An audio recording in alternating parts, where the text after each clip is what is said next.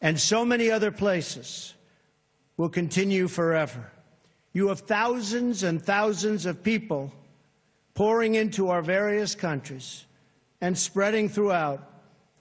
And in many cases, we have no idea who they are.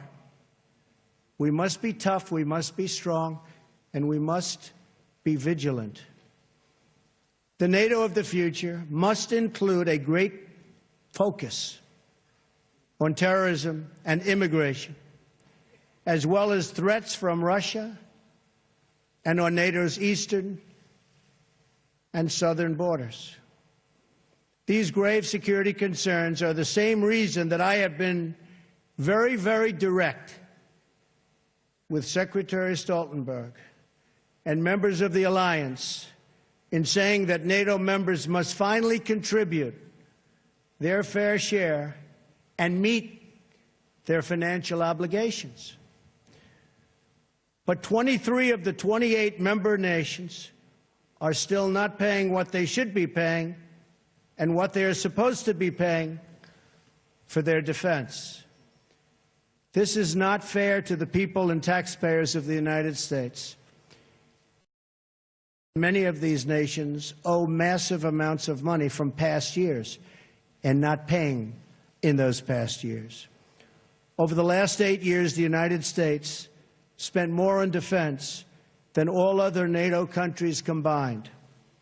If all NATO members had spent just 2% of their GDP on defense last year, we would have had another $119 billion for our collective defense and for the financing of additional NATO reserves. We should recognize that with these chronic underpayments and growing threats, even 2% of GDP is insufficient to close the gaps in modernizing, readiness, and the size of forces. We have to make up for the many years lost. 2% is the bare minimum for confronting today's very real and very vicious threats. If NATO countries made their full and complete contributions, then NATO would be even stronger than it is today, especially from the threat of terrorism. I want to extend my appreciation to the 9/11 Memorial and Museum in New York for contributing this remnant of the North Tower, as well as to Chancellor Merkel and the German people for donating this portion of the Berlin Wall.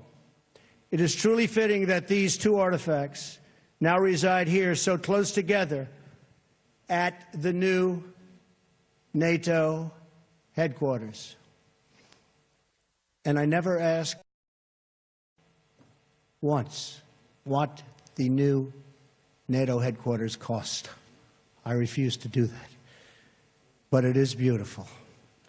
Each one marks a pivotal event in the history of this alliance and in the eternal battle between good and evil. On one side, a testament to the triumph of our ideals over a totalitarian communist ideology bent on the oppression of millions and millions of people. On the other, a painful reminder of the barbaric evil that still exists in the world and that we must confront and defeat together as a group, as a world. This twisted mass of metal reminds us not only of what we have lost, but also what forever endures: the courage of our people, the strength of our resolve, and the commitments that bind us together as one. We will never forget the lives that were lost. We will never forsake the friends who stood by our side. And we will never waver in our determination to defeat terrorism and to achieve lasting security, prosperity, and peace. Thank you very much. It's a great honor to be here. Thank you. Thank you. Thank you.